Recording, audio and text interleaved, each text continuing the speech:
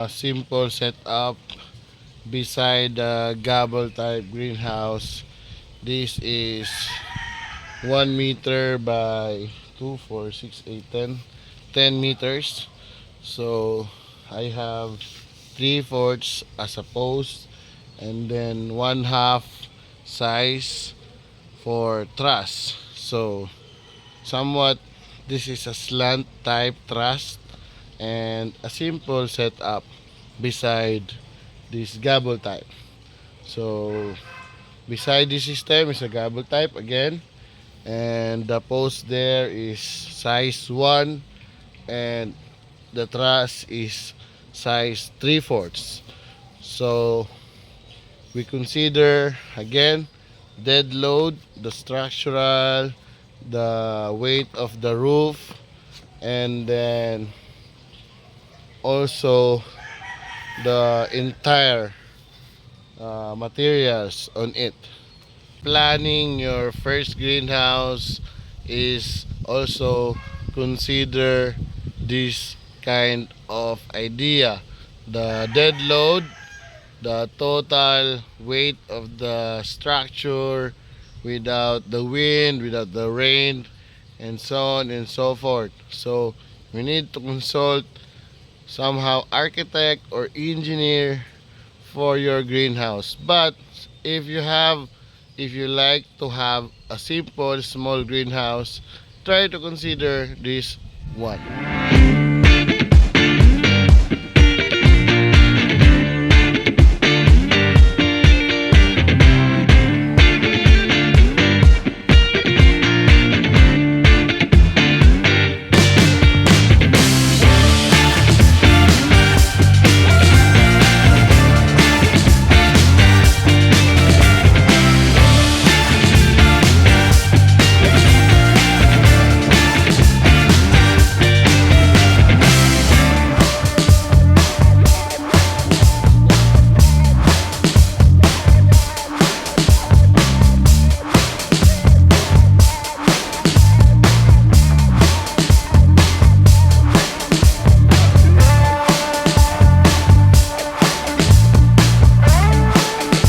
What's up mga kagulay? It's another learning episode of J&G Hydroponics, wherein you can learn each episode. Today we are going to discuss the structural aspect of your greenhouse. Might as well you want to have a greenhouse in the future, or you have already your greenhouse in your home, backyard, or in your farm.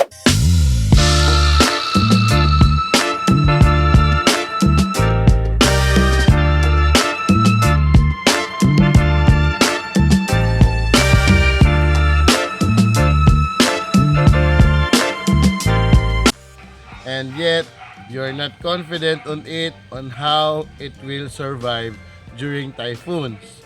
Now, in some aspect, there are more structural design in terms of greenhouse. There are dome type, gable type, open vent, and so on and so forth.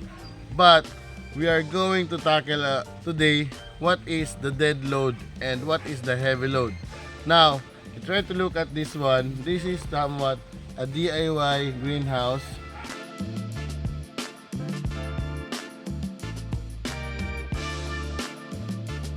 It seems that it is very surviving because I already consider what is dead load, what is the structural aspect, and so on and so forth. Now, in terms of doing or planning your greenhouse, you need to consider this aspect. Guys, the dead load is somehow, we are talking about the structural. It is. So what is the post? Heavy or not heavy? Or what is the size of the pole? Size of the truss? Now, in terms of the weight of the roof, that is one you need to consider. What will be the weight of the UV plastic? Now, if you have to do a huge greenhouse, you need to adjust also the size of the truss, the size of the post, because it depends on how many weight you are going to consider in terms of roofing, the UV plastic. UV plastic is somehow heavy in terms of the length and the size. Now, if your greenhouse is small, then half, one half, or three-fourths of GI pipe is enough.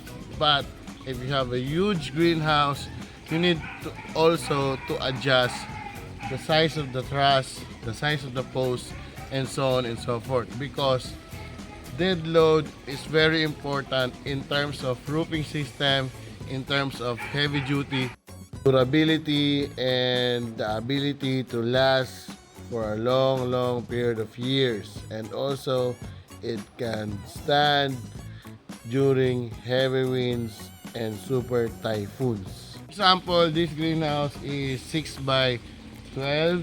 We just put 3/4 on the truss, and then this is size 1 or uno. GI pipe size 1, and then the truss is 3/4. So we don't need to put larger size of truss because it is already considered a small greenhouse. So this greenhouse is again 6 by 12, so 3/4 to at least 1, and one size 1 is somewhat bigger, so 3/4 or 1/2 is good enough to have a truss like this. And this is very simple and very durable greenhouse, because we already experienced 4 typhoons here, and then it is very durable.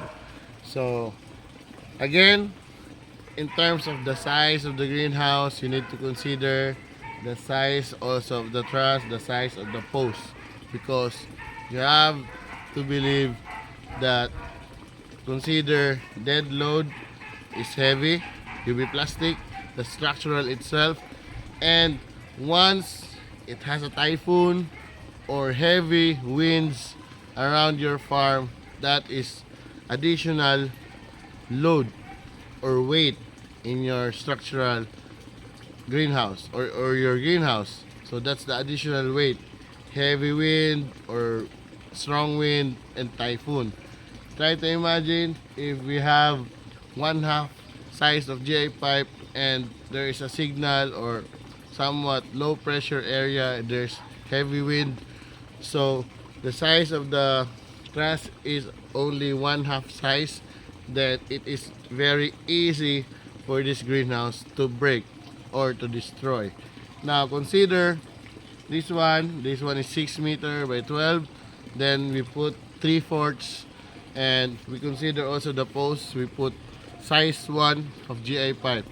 And if you want to a bigger greenhouse, you need to adjust the post, the size of the post, and then the size of the truss. Okay, so that's it for today, guys. Thanks for watching. Until next episode, bye bye.